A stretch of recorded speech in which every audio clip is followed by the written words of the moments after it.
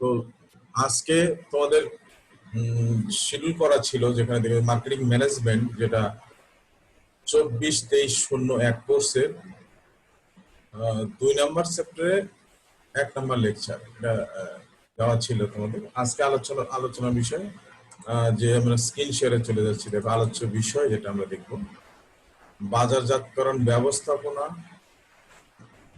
বাজারজাতকরণ ব্যবস্থাপনা বলতে কি বোঝায়? তুমি কি দেখতে পাচ্ছ স্ক্রিন শেয়ারে? পাওয়ার পয়েন্ট এসে দেখতে পাচ্ছ কিনা? জি স্যার। দেখতে পাচ্ছ না? আজকের যে আলোচ্য বিষয়, দেখো আলোচ্য বিষয় সেকেন্ড ইস্যুতে এখানে দুটো বিষয় আমরা আলোচনা করব। বাজারজাতকরণ ব্যবস্থাপনা বলতে কি বোঝায়, বাজারজাতকরণের মৌলিক ধারণাগুলো ব্যাখ্যা করা। বাজারজাতকরণ ব্যবস্থাপনা বলতে কি বোঝায়? হ্যাঁ, আসলে অ্যাডমিট দিয়ে দেবে যাবে। আর আমাদের চেয়ারম্যান স্যার আসতে পারেন, ও দেখলে পরে অ্যাডমিট। বাজারজাতকরণ ব্যবস্থাপনা বলতে কি বোঝায়, বাজারজাতকরণের মৌলিক ধারণাগুলো ব্যাখ্যা করো।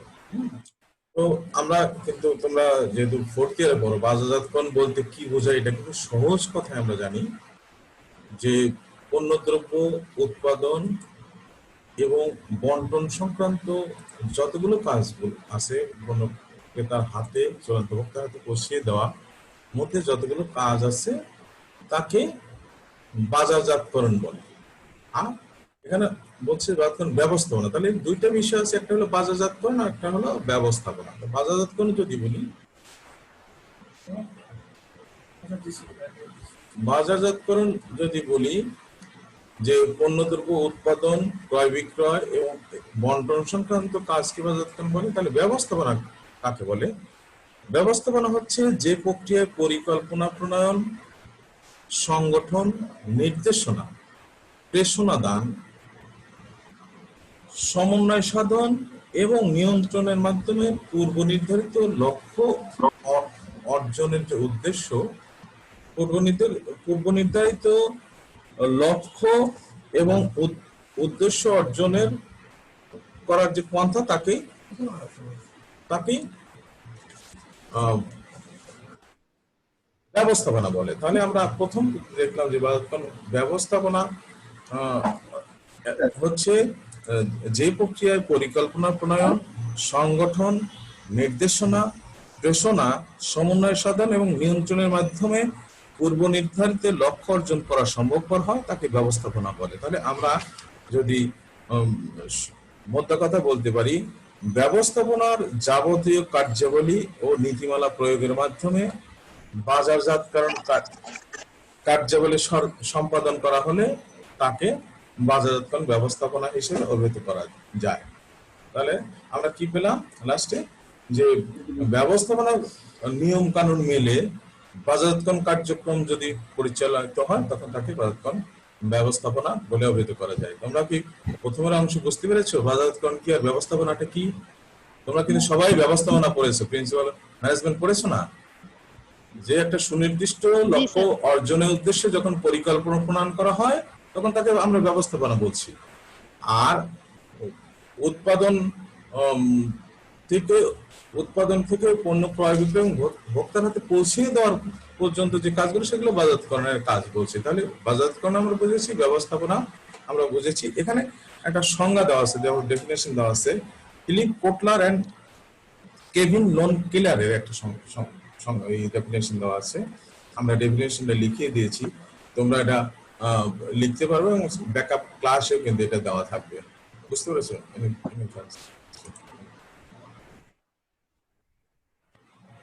তো ডেফিনেশন আমরা লিখে দিয়েছি, তোমরা দেখো। According to Philip Kotler and Kevin Lane Keller, marketing.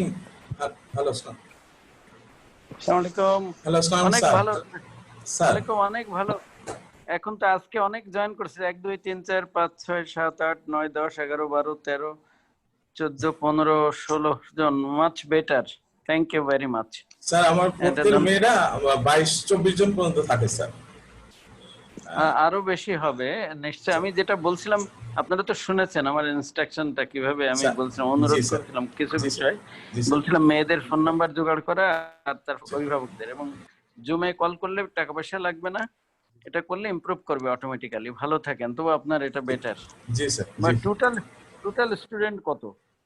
90 John sir. 90? G sir, ও তাইলে আরো অনেক বেশি হতে হবে। জি স্যার, আরো মাস আমরা চেষ্টা অনেক করব। হবে, সম্ভব। জি স্যার, চেষ্টা করলে হবে, ওইটা ট্রাই করলে হবে, নিশ্চিত থাকেন, স্যার আমি আপনার বলতে পারি। ইনস্ট্রাকশনে আমরা কালকে আমি পেয়েছি এবং শুনেছি স্যার, এই অনুসারে আমরা ও পরবর্তী পেয়েছেন? পদক্ষেপ নিব। হ্যাঁ, ঠিক আছে, থ্যাংক ইউ, ভালো জি থাকেন। জি স্যার, আসসালামু আলাইকুম। ভালো ভালো থাকেন, জি। আসসালামু আলাইকুম। তো তোমরা যে ডেফিনেশনটা দেখছো যে according to Philip Kotler and Kevin Lane Keller, marketing management is the art of science and science of choosing target markets and getting keeping and growing customers through creating, delivering and communicating superior customers values. অর্থাৎ বাজারজাতকরণ ব্যবস্থাপনা হচ্ছে অভিষ্ট বাজার পছন্দকরণ আহ, এবং উৎকৃষ্ট ক্রেতা value সৃষ্টি, সরবরাহ এবং অবহিতকরণের মাধ্যমে ক্রেতা অর্জন ও ধরে রাখা ও বৃদ্ধি করা কলা বিজ্ঞান। এখানে দেখো একটা আমার স্লাইড করতে একটু একটা অক্ষর ভুল হয়েছে, আমি এটা তোমাদের বলে দিচ্ছি। ব্যবস্থা, এখানে ব্যবস্থা আছে, এখানে ব্যবস্থাপনা হবে, বুঝতে পেরেছো? এখানে কিন্তু ব্যবস্থাপনা, তোমরা কেউ একজন রেসপন্স করো, তোমরা যেটা বাংলা করা আছে বাজারজাতকরণ হ্যাঁ স্যার। ব্যবস্থা, এটা কিন্তু ব্যবস্থাপনা হবে। ক্লিয়ার? ক্লিয়ার? জি স্যার, জি স্যার। তাহলে আমরা আমরা যদি প্রত্যেকটা প্রশ্ন আসলে কি করা হয়, আমরা যেটাই পড়াশোনা করি সেটাকে প্রেজেন্ট করার জন্য, যেমন ফাইনালি তুমি কত সুন্দরভাবে সেটা পরীক্ষার হলে খাতায় উপস্থাপন করবে, রাইট? তো সেইটা কিছু বিষয় আছে, আমি অনেক পড়লাম, অনেক লিখলাম, নাম্বার পেলাম না, এই ধরনের কিছু না, কিছু গোছানো জিনিস আছে। তো আমরা সেই ইনস্ট্রাকশন গুলো দেবো যে কিভাবে একটা প্রশ্ন তুমি প্রেজেন্ট করবা ফাইনালি খাতাতে। হ্যাঁ, তো ছোট ছোট করে, কিন্তু এখন এখন পৃথিবীটা কিন্তু ছোট হয়ে গেছে, অনেক অনেক বড় জিনিস কিন্তু আর নিতে চায় না। দেখবো একটা মোবাইল ফোনের মাধ্যমেই সারা পৃথিবীর খবর নেওয়া যায়। হ্যাঁ, তো পড়াশোনাটাও অনেকটা এরকম একেবারে ছোট করে মূল জিনিসটার মধ্যে কিন্তু আমরা চলে আসছি।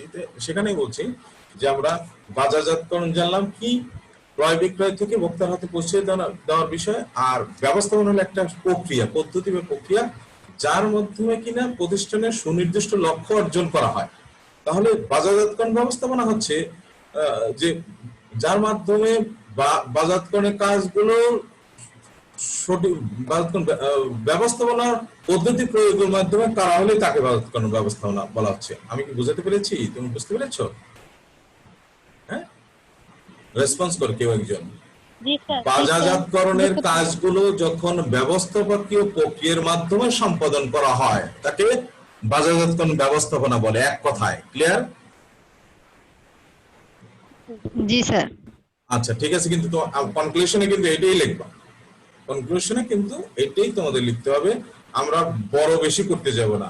বাজারজাতকরণ ব্যবস্থাপনা বলতে কি বোঝায়, এটা 4 মার্কের কোশ্চেন হবে, সেখানে আমরা একটা ইংরেজি কোটেশন দিয়েছি, উপরে আলোচনা করেছি। হ্যাঁ, এই সুমাইয়া মুনকে বারে বারে আসছো আর বের হচ্ছ।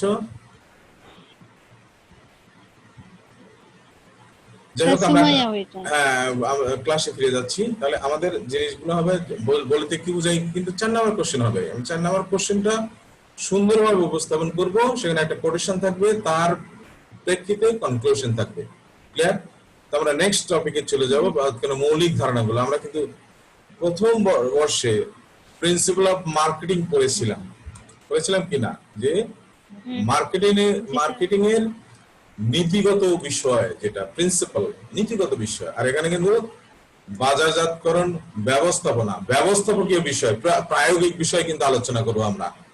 মার্কেটিং এর প্রায়োগিক বিষয় কিভাবে প্রয়োগ করব। ক্লিয়ার? বুঝতে পেরেছো? রেসপন্স। আচ্ছা, এখন বাজারজাতকরণের মৌলিক ধারণা আমরা কিন্তু ফার্স্ট ইয়ারে এক ধরনের করেছি, আর দেখো এখানে ফোর্থ ইয়ারে এসে মৌলিক ধারণাগুলো পরবর্তী প্রথম 2-3টা পয়েন্টের পরে কিন্তু চেঞ্জ হয়ে যাবে। তোমরা আবার ভয় পাওয়া যাবে না যে এটা কোত্থেকে আসলো, আমি প্রত্যেকটা বলার চেষ্টা করব। প্রথম পয়েন্ট দেখো, প্রয়োজন অভাব চাহিদা। প্রয়োজন অভাব চাহিদা হলো আমরা কি বলছি মার্কেটের মৌলিক ধারণা, বা এটা আরেক ধরনের প্রশ্ন হতে পারে বাজারকরণের সাথে সম্পৃক্ত মৌলিক ধারণা, টার্ম যেটা বলেছি আমরা শুনেছি ফার্স্ট ইয়ার বলেছিলাম, এটা এই প্রশ্নও হতে পারে। কিন্তু বাজারকরণের সাথে সম্পৃক্ত মৌলিক ধারণা, এখানে 1 নাম্বার দেখো প্রয়োজন, অভাব, চাহিদা, এই 3টা বিষয় হলো 1 নাম্বার। বাজারকরণের সাথে 3টা বিষয় প্রথম জড়িত থাকে। প্রথমটা হলো ক, এক নম্বর আমরা দিয়েছি প্রয়োজন, অভাব, চাহিদা। এটার ক, খ, গ আকারে দেওয়া হয়েছে। ক হচ্ছে প্রয়োজন, খ অভাব, গ চাহিদা। আমরা একদম সংক্ষেপে বলি, আমি কিন্তু এখানে ডিটেল তোমাদের স্লাইডে লিখে দেইনি। স্লাইডে লিখে দিলে কি তোমরা কিন্তু অনেকটা এটা পড়বা না। তোমরা আই কন্টাক্ট করো এবং বোঝার চেষ্টা করো প্রয়োজনটা কি। প্রয়োজন থেকেই সমস্ত কিছু সৃষ্টি হয়েছে। আমরা মানুষ উপযোগ আছে এরকম কোনো কিছু থেকে নিজেকে যখন বঞ্চিত মনে করে তখন তাকে নিড বা প্রয়োজন বলে। মানে উপযোগ আছে, অনেক কিছুরই উপযোগ আছে, সেখান থেকে যদি নিজেকে বঞ্চিত মনে করে তাকে প্রয়োজন বলে। তো এখন তাহলে কি একজন মানুষের অনেক কিছু প্রয়োজন থাকতে পারে, কিন্তু প্রয়োজনটা থেকেই বাজারকরণের উৎপত্তি। অনেক ধরনের প্রয়োজন থাকতে পারে, কিন্তু সেটা অভাব নাও হতে পারে বা চাহিদা নাও হতে পারে। তাহলে প্রয়োজন হলো একটা বড় জিনিস, ব্যাপক এলাবোরেট একটা জিনিস, যে অনেক প্রয়োজন থাকতে পারে। একজন মানুষের গাড়ি বাড়ি, যশ খ্যাতি, পরিবহনের জন্য বিমান, হেলিকপ্টারের প্রয়োজন থাকতে পারে, কিন্তু সেটা অভাব হবে না বা চাহিদা হবে না। অভাবটা কি? সেকেন্ড যেটা আসছে অভাব, বা খ নাম্বার যেটা অভাব। অভাব হচ্ছে প্রয়োজন যখন একদম মূর্ত হয়ে সামনে আসে, একদম বাস্তবতার আলোকে সামনে চলে আসে, তখন তাকে আমরা বলবো অভাব। একদম সহজ ভাষা বলছি, কিন্তু এক লাইনে আমি বলে দিচ্ছি। মূর্ত হয়ে বাস্তব রূপ নিয়ে যখন সামনে চলে আসে, দ্যাট ইজ অভাব বা ওয়ান্টস। সেটা কি? যেমন একজন তৃষ্ণার্ত ব্যক্তির কাছে পানি, এক গ্লাস পানি হলো সবচেয়ে বড়, সেটা হলে তাহলে তো আমরা বলছি যে তৃষ্ণার্ত ব্যক্তির এই পানিটা হচ্ছে তার কাছে অভাব। তার অনেক প্রয়োজন থাকতে পারে, কিন্তু এই মুহূর্তে যেটা বাস্তব আকার একদম সামনে চলে আসে সেটা হলো অভাব। গ হচ্ছে চাহিদা। চাহিদা হতে হলে 3টে বৈশিষ্ট্য থাকতে হবে। কোন পণ্যদ্রব্য পাওয়ার আকাঙ্ক্ষা, ওই পণ্যদ্রব্য ক্রয় করার মতো তার সামর্থ্য, 3 নম্বর হচ্ছে সেটা ব্যয় করার মতো মন মানসিকতা। প্রথমত থাকতে হবে পাওয়ার আকাঙ্ক্ষা, ব্যয় করার মতো সামর্থ্য, এবং সেটা ব্যয় করার মতো তার মন মানসিকতা থাকতে হবে বা ইচ্ছে থাকতে হবে। তাহলে এই 3টে যদি বৈশিষ্ট্য থাকে তখন তাকে আমরা বলবো চাহিদা। ক্লিয়ার? ডিমান্ড যাকে বলে। সাথে সাথে তোমরা ক্লাসগুলো একদম কনসেন্ট্রেট থাকবা, কোনো প্রশ্ন থাকলে করো আমাকে। এই প্রথম 1 নাম্বার পয়েন্টে প্রয়োজন এবং চাহিদায় কোনো প্রশ্ন আছে? না স্যার। দ্বিতীয়তে চলে যাচ্ছি, বিভাজন, অভিষ্ট বাজার, অবস্থান গ্রহণ। বিভাজন আমরা এটা আমরা মনে হয় এটা সেগমেন্টেশন বললে তোমরা বেশি বুঝতে। বাজার বিভক্তিকরণ যাকে বলে, পড়েছো তো? করো নাই বাজার বিভক্তিকরণ? জি স্যার। দ্যাট ইজ বিভাজন। অভিষ্ট বাজার হচ্ছে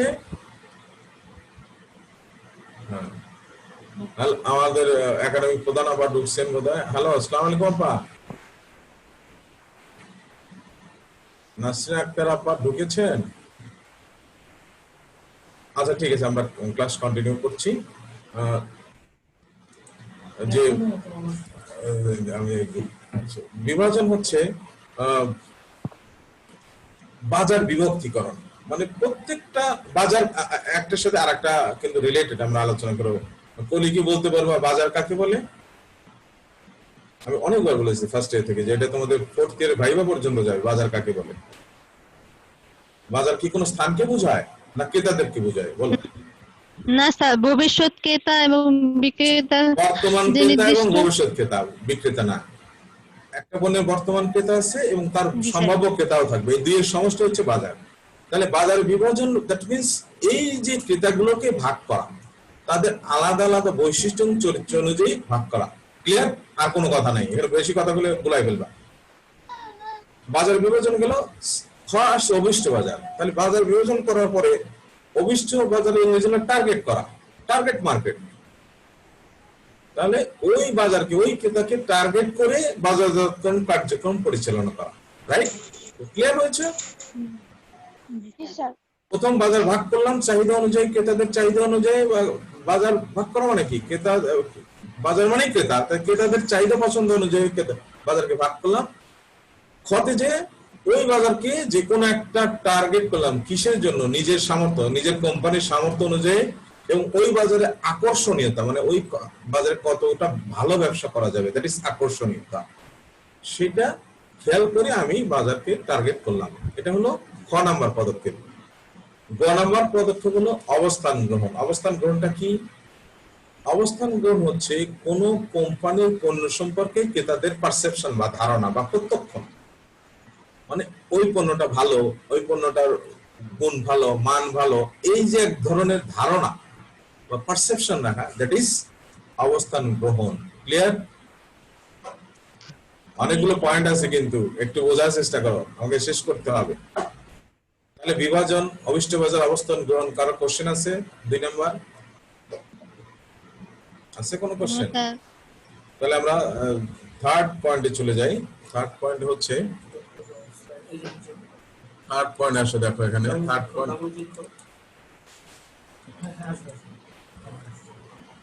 থার্ড পয়েন্ট অর্পণ ও ব্র্যান্ড। দেখো তৃতীয় নাম্বার আছে যেটা অর্পণ ও ব্র্যান্ড। এখানে অর্পণটা কি, অর্পণ ও ব্র্যান্ড দুইটা বিষয়। মানে কোম্পানি, তোমরা কি শুনতে পাচ্ছ? এখানে আমার ইন্টারনেটের বোধহয় একটু প্রবলেম হচ্ছে। শুনতে পাচ্ছ আমাকে? কলি শুনতে না না পাচ্ছ? স্যার, শুনতে পাচ্ছি সবকিছু। আচ্ছা, জি ঠিক স্যার, আছে, জি স্যার, ঠিক আছে, জি ঠিক আছে। স্যার, ক্লিয়ারলি শোনা যাচ্ছে।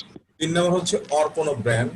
অর্পণ হচ্ছে ক্রেতাদের জন্য বাজারজাতকারী কি নিয়ে যায়, কি উপস্থাপন করে, কি অফার করে।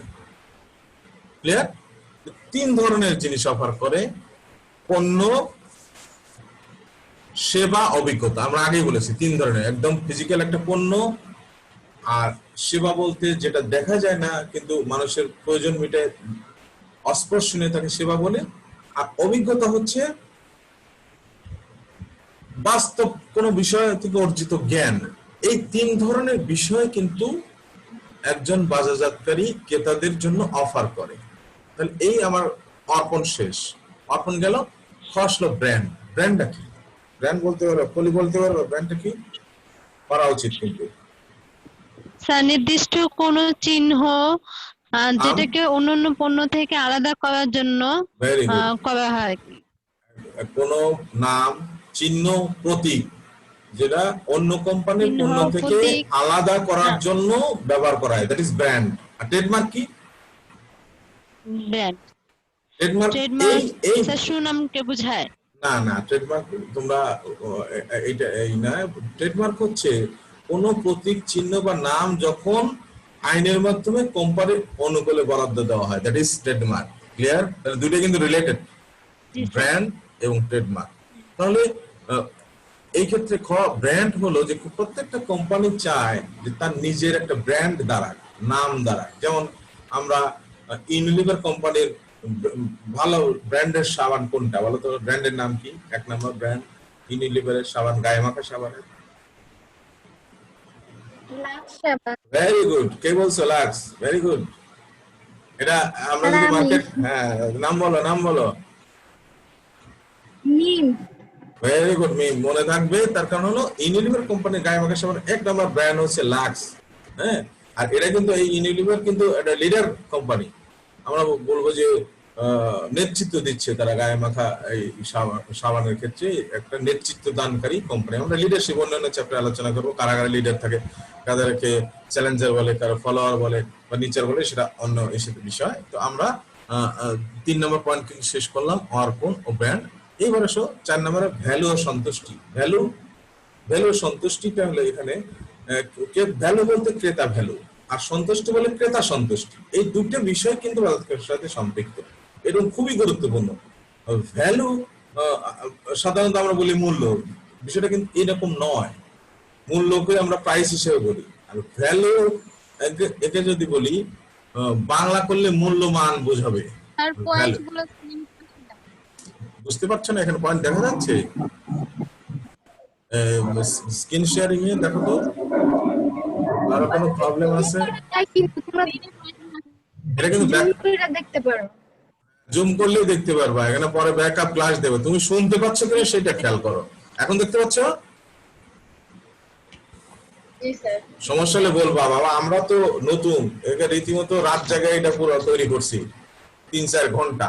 আর বাংলা লেখা যে কি কষ্ট। স্যার আপনার কথা ঠিকমতো শোনা যাচ্ছে না। অনেকেই তো শুনতে পাচ্ছে বাবা, তোমার বোধহয় নেটে কোনো প্রবলেম আছে। আমার কথা কি শুনতে পাচ্ছ সবাই ক্লিয়ার? জি স্যার, জি স্যার, স্যার জি আচ্ছা স্যার ঠিক শুনতে আছে। পাচ্ছি। হ্যাঁ, দু একজনের জি, স্যার, সমস্যা হচ্ছে, শুনতে তাদের পাচ্ছি। নেটের সমস্যার জন্য হচ্ছে। আমি তোমাদের কথা ক্লিয়ার শুনতে পাচ্ছি। তো ভ্যালু ও সন্তুষ্টি হচ্ছে এরকম একটা বিষয়। ভ্যালু বলতে ক্রেতা ভ্যালুকে বোঝায়, যেটা হচ্ছে যে কোন পণ্য থেকে একজন ক্রেতা যে মূল্য দেয় এবং তার বিনিময়ে যে উপযোগ পায়, এই দুইয়ের পার্থক্য। ধরো একটা পণ্য সে 20 টাকা দিয়ে ক্রয় করলো, কিন্তু সে ভোগ করার পরে সে বললো যে না, এই পণ্যটা 15 টাকা হলে ভালো ছিল। তার মানে তার দুইয়ের পার্থক্য কি? 5 টাকা মাইনাস এই যে 5 টাকা, এটাই ক্রেতা ভ্যালু। তার মানে এটা নেগেটিভ ক্রেতা ভ্যালু। আবার যদি 20 টাকা দিয়ে ক্রয় করলো, সে ভোগ করার বললো যে না, পণ্যটা এতই ভালো, এটা 25 টাকা দিয়ে কেনা যেত, দ্যাট ইজ 5 টাকা পজিটিভ ক্রেতা ভ্যালু। ক্লিয়ার বোঝা যাচ্ছে? প্রকৃতপক্ষে একটি পণ্যের জন্য যে মূল্য দেয় এবং সে ভোগ করার পরে তার অনুভূতি যা আসে, তার দুয়ের পার্থক্যকে কি বলে? ক্রেতা ভ্যালু। সহজ কথা, এটা নিয়ে ঘোরানো পেঁচানোর কোনো সুযোগ নাই। ঘোরানো পেঁচাতে গেলে এটা ক্লিয়ার বুঝবে না, এক কথায় বুঝতে হবে যে সে যে টাকা দেয় এবং তার বিনিময়ে যে উপযোগ পায়, দুইয়ের পার্থক্য কি বলে? ক্রেতা ভ্যালু। আর সন্তুষ্টি হচ্ছে ক্রেতা যা প্রত্যাশা করে, ভোগ করার পরে যদি তার মধ্যে মিল পায়, সে সন্তুষ্ট হয়। যদি মিল না হয়, তাহলে ক্রেতা সন্তুষ্ট হয় না। বুঝতে পেরেছি আমি? এইবার আসো, 5 নাম্বার হলো বাজারজাতকরণ প্রণালী। বাজারজাতকরণ প্রণালীকে ডিস্ট্রিবিউশন প্রণালী বলে। এক হলো যে বাজারজাতকরণ প্রণালী বা ডিস্ট্রিবিউশন প্রণালী হচ্ছে একটা পথ, যার মাধ্যমে, যে পথের মাধ্যমে ক্রেতাদের কাছে পণ্য সরবরাহ করা হয়ে থাকে। সেই পথের মধ্যে অনেকগুলো স্বাধীন সংগঠন বা ব্যক্তি থাকতে পারে, যারা বাজারজাতকারীর পক্ষেই কাজগুলো করে, যেমন পাইকার, খুচরা কারবারি, পরিবেশক, এই সমস্ত যে সংগঠনগুলো প্রণালীর কাজগুলো করে থাকে। এটাও বাজারজাতকরণের একটি সম্পৃক্ত গুরুত্বপূর্ণ বিষয়, যে বাজারজাতকরণের উৎপাদিত পণ্য একটা প্রণালী বা নির্গমন পথের মাধ্যমে ক্রেতাদের হাতে পৌঁছে যায়। ক্লিয়ার? তারপরে হলো সরবরাহ চেইন। সরবরাহ চেইনটা হচ্ছে যে শুধুমাত্র প্রণালী তো আমরা বাজারজাতকরণের যে বিষয় আসলো, সেটা থেকে উৎপাদনকারীর উৎপাদিত পণ্য বন্টনের যে বিষয় আসলো, সেটা হলো বাজারজাতকরণ প্রণালী। আর সরবরাহ চেইন হলো যে সমগ্র প্রণালীর ব্যবস্থা। সেখানে উৎপাদিত পণ্য যেমন আছে, তেমন উৎপাদনকারী যখন তার পণ্য উৎপাদন করবে, তার যে র মেটেরিয়ালস থাকে, সেই র মেটেরিয়ালস এর সরবরাহটাও কিন্তু উৎপাদনকারী আছে। শুধু উৎপাদনকারী নিজে পণ্য বন্টন করে না, উৎপাদনকারীকে একটা চেইন মেনটেন করে, সরবরাহ চেইন মেনটেন করে, তাকে র মেটেরিয়ালস বা তোমার কি বলবো যে তার দ্রব্য তৈরির যে কাঁচামাল, সেটা কিন্তু একটা সরবরাহ চেইন মেনটেন করেই ক্রয় করতে হয়। তো এই দুইটা বিষয়ে যখন সম্পৃক্ত বাজারজাতকরণ প্রণালী এবং সরবরাহ, তোমার উৎপাদনকারীর যে কাঁচামাল সংগ্রহের যে ব্যবস্থা, এইটাকে একসাথে সরবরাহ চেইন বলে। আমি বুঝতে পেরেছি? এটা একটা বড় জিনিস, এটা বাজারজাতকরণের সাথে সম্পৃক্ত থাকে। 7 নম্বর হচ্ছে প্রতিযোগিতা। প্রতিযোগিতা কি? প্রত্যেকটা প্রতিযোগিতা আমরা আগে বলেছি, লাক্সের কথা বলেছি, যে লিডার থাকে একটা বাজারে, একটা কোম্পানি থাকে, বিভিন্ন ধরনের সমজাতীয় কোম্পানি থাকে, বিভিন্ন ধরনের সমজাতীয় পণ্য থাকে। একটা কোম্পানি আরেকটা কোম্পানির সাথে প্রতিযোগিতা করে, একটা পণ্য বাবা তুমি ওই রুমে যেখানে ভিডিওতে পণ্যের কাজ সাথে, হইতেছে, বাবা ওই রুমে যাও, অন্য পণ্যের সাথে স্ক্রিনে দেখা যাচ্ছে প্রতিযোগিতা করে। হ্যালো, ফ্ল্যাক্সে পানি নেই, পানি নিতে বলো। হ্যালো, কে কথা বলছো? জলদি লাগা যাও। স্পিকার অফ করে কথা বলো, আমি শুনতে পাচ্ছি বাইরে থেকে। টাইম শেষ হয়েছে। তার মানে হ্যালো হ্যালো, কলি শুনতে পাচ্ছ? জি স্যার, শোনা যাচ্ছে। আচ্ছা ঠিক আছে, তাহলে প্রতিযোগিতা আমরা আসলাম যে সমজাতীয় অন্যান্য কোম্পানির প্রতিযোগিতার কথা চিন্তা করে বাজারজাতকরণ কার্যক্রম চালাতে হয়, তার কারণ এটা বাজারজাতের সাথে সম্পৃক্ত একটা বিষয়। সব শেষ হলো বাজারজাতকরণ পরিবেশ। বাজারজাতকরণের চারপাশে যে পরিবেশের যে উপাদানগুলো থাকে তাকে আমরা বাজারজাতকরণ পরিবেশ বলবো। বাজারজাতকরণের চারপাশে থাকে পরিবেশ দুই প্রকার, ব্যষ্টিক এবং সমষ্টিক। আমরা পড়েছি কিন্তু পড়ি নাই পরিবেশ অধ্যায়, ব্যষ্টিক এবং সমষ্টিক। এখানে কতে দেওয়া আছে কার্য পরিবেশ, দ্যাট মিন্স ব্যষ্টিক পরিবেশ। কতে দেওয়া আছে বিস্তৃত পরিবেশ, তার মানে হলো সমষ্টিক পরিবেশ। ব্যষ্টিক পরিবেশ এর উপাদান কি? কোম্পানি, তাই না, প্রতিযোগী, সাপ্লায়ার, জনগোষ্ঠী, এই হলো ব্যষ্টিক পরিবেশের উপাদান। তো কোনো বাজারজাতকরণ কার্যক্রম সাথে ব্যষ্টিক পরিবেশের যে উপাদান যেটাকে নিয়ন্ত্রণ করা যায় এটার কথা চিন্তা করতে হয়। হচ্ছে বিস্তৃত পরিবেশ বা সামষ্টিক পরিবেশ, যেটাকে নিয়ন্ত্রণ করা যায় না, এটা বাইরে থেকে, যেমন জনসংখ্যাগত পরিবেশ, রাজনৈতিক পরিবেশ, প্রযুক্তিগত পরিবেশ, সামাজিক পরিবেশ, সাংস্কৃতিক পরিবেশ পড়িয়েছিলাম না তোমাদের। এই যে পরিবেশের বাহ্যিক উপাদানগুলো নিয়ন্ত্রণ করা যায় না, সেটার কথা নিয়ন্ত্রণ না করা গেলেও সেটার কথা চিন্তা করেও কিন্তু বাজারজাতকরণ কার্যক্রম চালানো হয়ে থাকে। তো আজকে মোটামুটি কিন্তু শেষ। আমার মনে হয় একটা বড় প্রশ্ন, এটা একটা আমি মার্কেটিং ম্যানেজমেন্টে একদম ফান্ডামেন্টাল কোশ্চেন। তার কারণ হলো যে বাজারজাতকরণের সাথে সম্পৃক্ত এই বিষয়গুলো জানা খুবই জরুরি। বুঝতে পেরেছো? তো আজকে আমরা ক্লাস এখানেই শেষ করবো। শেষ করার আগে তোমাদের কিছু মেসেজ আমি দিতে চাই। একটু অভিষ্ট বাজারটা একটু আপনারা বলবেন। অভিষ্ট বাজার বলবো? অভিষ্ট বাজার ঠিক আছে, আমি এখানে চলে যাচ্ছি। আমি জি স্যার, একটু সেকেন্ড সেতে থার্ডে অভিষ্ট বাজার মানে টার্গেট মার্কেট। টার্গেট মার্কেট হলো যখন আমি বাজার ভাগ করলাম বা ক্রেতাদেরকে ভাগ করলাম, তখন সেই ক্রেতাদেরকে টার্গেট করে কিন্তু আমি আগাবো। যেমন আমি যদি একটা ছাতার মার্কেটকে ভাগ করি, ছাতার মার্কেট ভাগ করা কিরকম?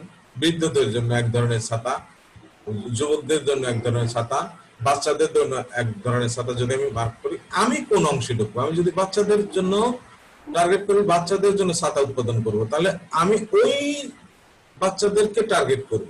ক্লিয়ার? বুঝতে পেরেছি? আমি বাচ্চাদের জন্য তো সেই কাঠের ডান্ডিয়ালা ছাতা নিয়ে যাবো না, আমি তাকে কাপড়, ফুল, ফল এগুলো সাজানো নিয়ে বাচ্চাদের যেটা অ্যালাউ করে সেটা নিয়ে যাবো। বুঝতে পেরেছো? কে প্রশ্ন করেছিলে?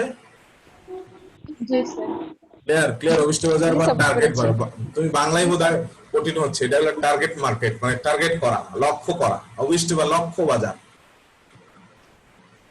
তো ঠিক আছে, যে মেসেজটা দিতে চাচ্ছিলাম তোমাদের, যেহেতু আমাদের একটা প্যান্ডামিক সিচুয়েশন, কিন্তু এটা এই পার্টিসিপেন্টগুলো একটা স্ক্রিনশট দিয়ে রাখার ব্যবস্থা করব। আমরা একটা মহামারীর মধ্যে আমরা যে চালাচ্ছি, কতদিন আমরা এভাবে থাকতে পারবো বা তোমরাও এইভাবে ক্লাস করতে পারবে জানি না, সেটা সামনের বছর হইতে পারে, কিন্তু পড়াশোনা তো থেমে থাকবে না, থাকবে কি? তো আমাদের এই প্যান্ডামিক সিচুয়েশনের সাথে তাল মিলিয়ে এগিয়ে যেতে হবে। এই সবাই ভিডিও অন করো, ভিডিও দেখতে একদম ভিডিও অন করো, স্পিকার অন করে শোনো, শুধু কথা বলার দরকার নেই, দুইজন রেসপন্স করো। তো এইভাবেই কিন্তু মূল্যায়ন হবে। এখন যারা দূরে বসে আছে যে কোনো মতো ব্যাকআপ ক্লাস শুনে দেব, লাইভ জয়েন করবো না, তাদের জন্য একটা কি বলবো যে দুঃসংবাদে আছে। এই প্রসেসে পরীক্ষা হবে, এই লাইভে খুব দ্রুতই আমরা নোটিশ দেবো। যারা এই যে তোমরা যারা রেগুলার ক্লাস করছো, তোমাদের জন্য সহজ হবে, আর যারা আদৌ জুম অ্যাকাউন্টই নাই তাদের জন্য কিন্তু বিপদ হয়ে যাবে। আমরা এইটাতেই ক্লাস নেব, পরীক্ষার মূল্যায়ন করব, এবং এটার পরীক্ষা সংক্রান্ত যে দেনা পাওনা দিয়ে তোমরা পরিশোধ করবে, এইটা ভর্তি হবে, তোমাদের বেতন ভাতা যেগুলো আছে দেওয়ার চেষ্টা করবে, দিতে হবে, নাহলে কিন্তু সমস্ত কোনো কিছু থেমে আছে, করোনার